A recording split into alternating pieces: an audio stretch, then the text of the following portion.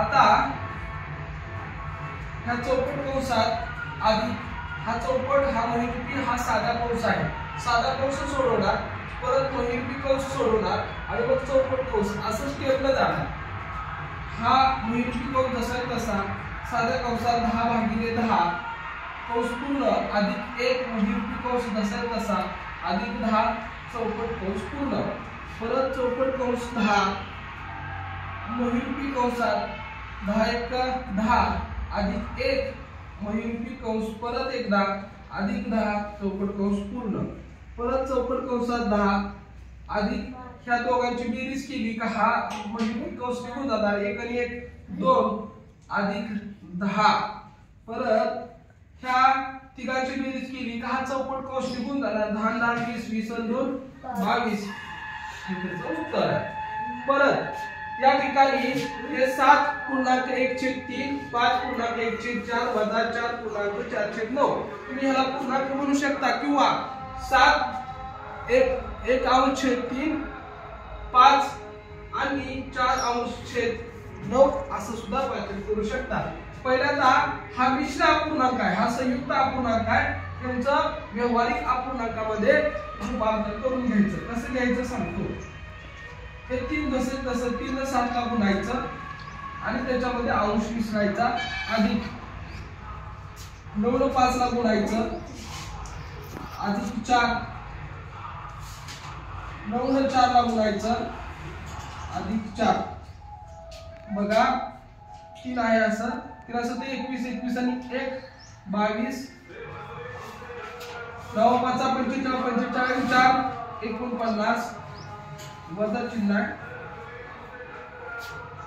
9 चौक 36 अधिक 4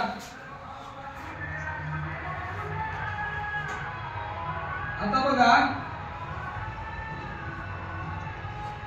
36 आणि 4 40 ह्याचा 9 आहे, ह्याचा 9 आहे, मग ह्याला काय करू आपण 3 ने गुणूया, ह्याला कितीने गुणू 3 ने गुणू म्हणजे ह्याचा छेद काय येईल 9 येईल, ह्याला 3 ने गुणू आणि ह्याला पण 3 ने गुणू। आता बघा 22 त्रिक 66 3 त्रिक 9 अधिक 49 छेद 9 40/9। आता काय करा छेद सारखा झाला म्हणल्यानंतर तुम्ही काय करणार एक छेद घेणार अंशाची क्रिया करणार, 66 अधिक 49 वजा 40, परत नियम अधिक वजा अधिक वजा वजा अधिक वजा वजा 49 मधून 40 गेलं, किती राहिला 49 मधून 40 गेला 9 राहिला, 49 होतं का 40 होतं तर 49 अधिक चिन्ह आणि 66 आणि 49 ची बेरीज करणार, 9 आणि 6 15 ह्याचा गेला 1 आणि 6 7 ला आता काय करणार जर 3 ने भागा 3 त्रिक 9 3 दुनी 6 7 मधून 6 गेला 1 राहिला 1 वर घेतलं 5 आणि ह्या 3 5 15। आता तुम्ही बघायला गेला तर पर्यायामध्ये उत्तर नसणार आहे, तर काय करा